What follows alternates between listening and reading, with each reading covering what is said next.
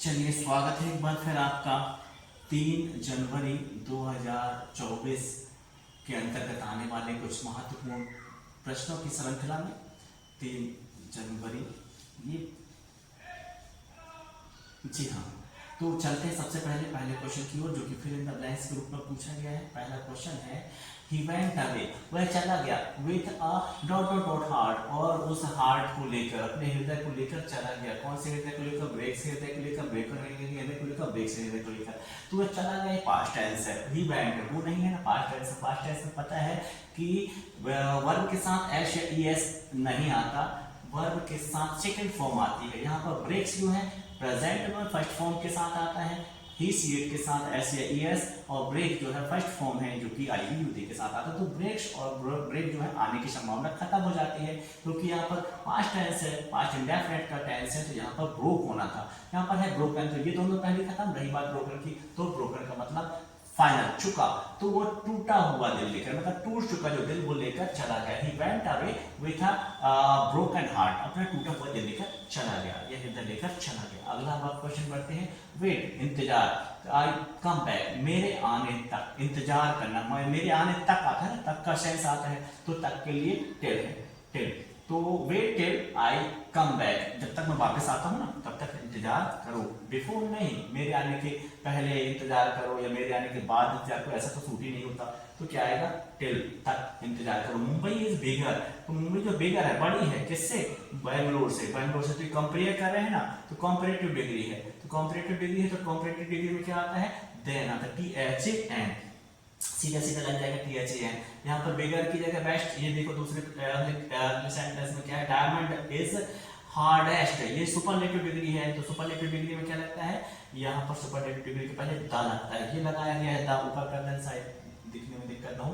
तो मुंबई इज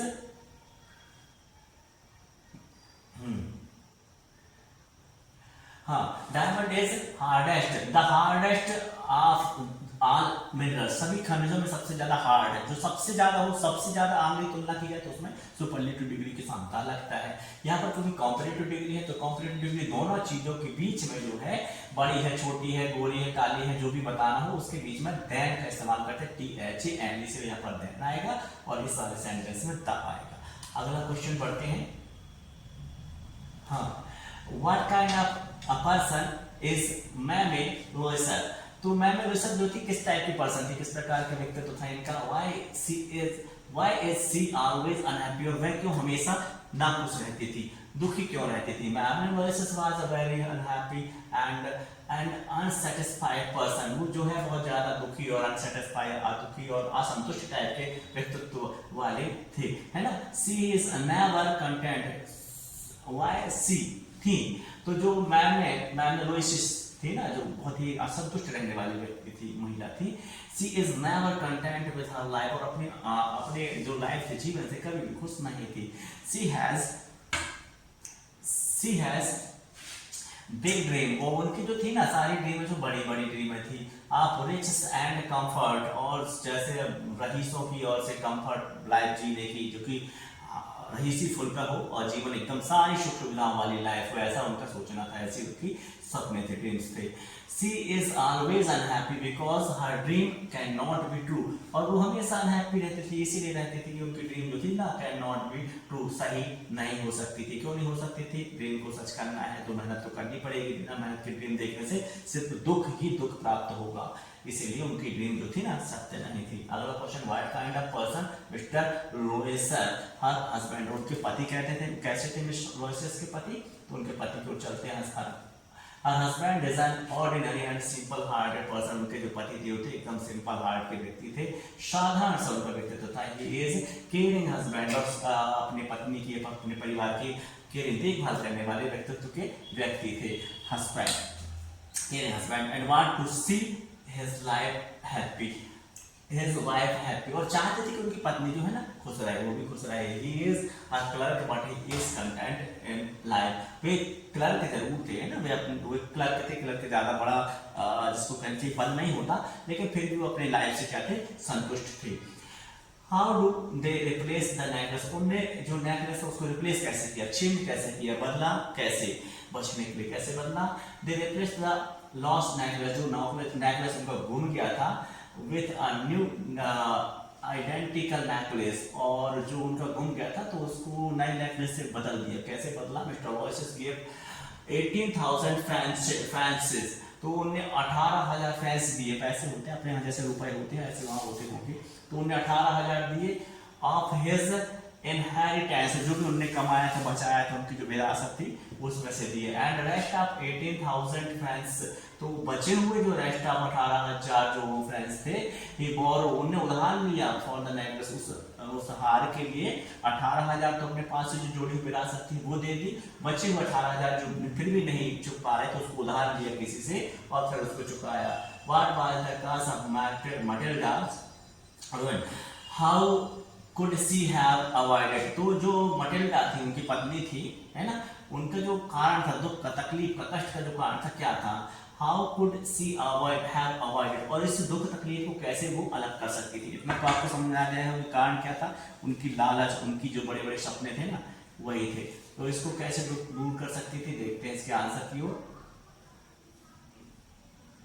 चलिए, the cause of Mathilde's ruin was her dissatisfaction, जो उनका कारण था, उनके दुख तकलीफ का जो कारण था ना, जिसके कारण वो निराश रहती थी, अनहैप्पी रहती थी, असंतुष्ट रहती थी, वो dissatisfaction with whatever life offered her, तो जो कुछ भी ऑफर किया था उनके जीवन में, उन्होंने ऑफर किया था, जो भी उन्हें जीवन में मिला था उन सबसे क्या थी? सेटिस्फाई नहीं थी, डिससेटिस्फैक्शन थी, असंतुष्ट थी, यही उनका कारण था उनके कष्टों का, है ना।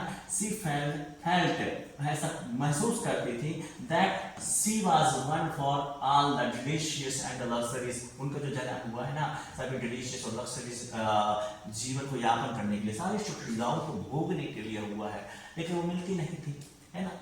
She could have avoided the run by being content with what she had, और वो चाहती तो इन सब को अवॉइड कर सकती थी, है ना, जो सारे कष्टों की जड़ था उसे अवॉइड कर सकती थी, content with the what she had, जो कुछ उनके पास था, है ना, उन सब में चाहती संतुष्ट होके वे इन कष्टों को अवॉइड कर सकती थी। ये सारा उधारी का जो कारण बना था नेकलेस के चक्कर में, इन सब से दूर रह सकती थी। अगला question, the cause of Louis life change, तो कौन सा कारण था जो लुइस की लाइफ का चेंज किया? ड्यू टू द नेकलेस, और नेकलेस का बैच है कि नेकलेस की वजह से उनकी लाइफ में चेंजेस आया, है ना, ये आपको कमेंट्स करना है। It's true that the cause of Louis life change due to the necklace, ये सत्य है कि जो लुइस की लाइफ में जो चेंजेस आया उसका कारण नेकलेस था। Is it took them 10 years to pay back the money, तो जो उन्होंने लिया था ना उसको, जो टेक लिया था, पैसा जो लिया था, 10 years to pay back the money, वो पैसे को बैक करने में, चुकाने में उनको कितने साल लगते? 10 साल का वक्त लग गया।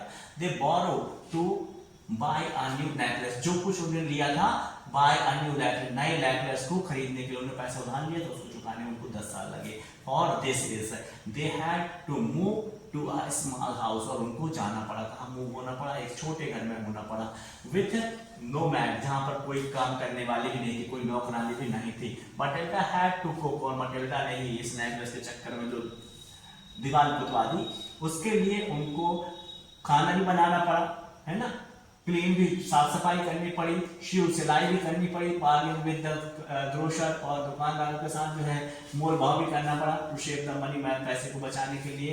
और हर husband had to work very late, और लेट टिल नाइट, और उनके पति देव को बहुत देर रात तक भी काम करना पड़ा, टू पे द डेब्ट, और बचा हुआ जो उधारी का पैसा था, डेब्ट था, उसको चुकाने के लिए, पे करने के लिए बहुत लेट रात तक उन्हें काम करना भी पड़ता था। आगे बढ़ते हैं 10वां और लास्ट क्वेश्चन की ओर। तो ये है write a short paragraph to computer on computer in about 75 words, तो आपको 75 शब्दों में कंप्यूटर के बारे में लिखना है। आप वैसे भी कंप्यूटर के बारे में बहुत कुछ जानते हैं, फिर भी चलते हैं कुछ और नया मिल सके शायद। A computer is an electronic device, तो आपको पता है कि कंप्यूटर इलेक्ट्रॉनिक डिवाइस है। जी हाँ, Charlie Babbage first invented the computer, जो पहले कंप्यूटर बनाने वाले व्यक्ति हैं वो चार्ली बेबेज हैं, ये भी सही है। द कंप्यूटर बनाने वाले, the computer play an extremely important role in our life, computer हमारे जीवन में बहुत ही महत्वपूर्ण रोल है, बहुत ही बड़ा रोल है।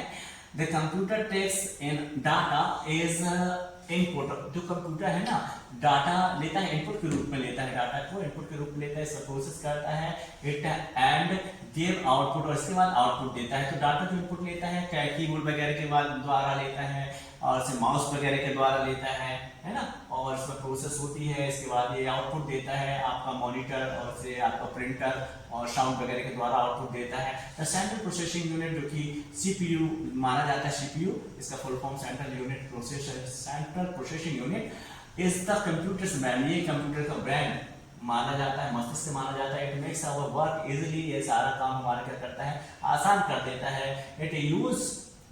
It is used in school, banks, offices और hospital and many other places, और ये सारी जगह पे यूज किया जाता है, स्कूल, बैंक, हॉस्पिटल वगैरह वगैरह। आजकल कहा जाए तो कहीं भी ऐसी जगह नहीं जहाँ बिना कंप्यूटर काम चले। The computer is a boon to all mankind, computer हमारे लिए जो है सभी मनुष्य जाति के लिए क्या है, वरदान है। ये रहा आपके 3 जनवरी 2024 के अंतर्गत आने वाले महत्वपूर्ण क्वेश्चन की श्रृंखला। इसके बाद चलते हैं अगली क्लास तक के लिए, तब तक के लिए bye bye, best of luck.